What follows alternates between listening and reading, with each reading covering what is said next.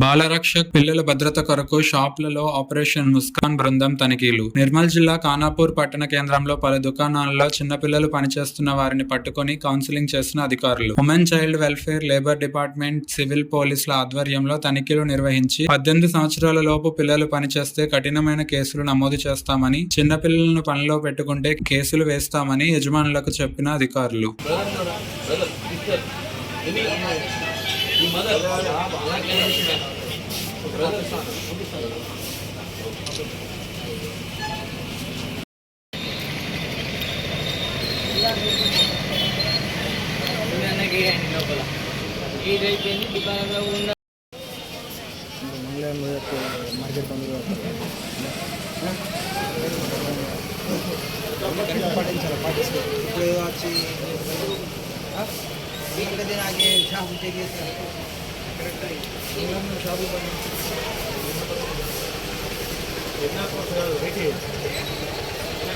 regular है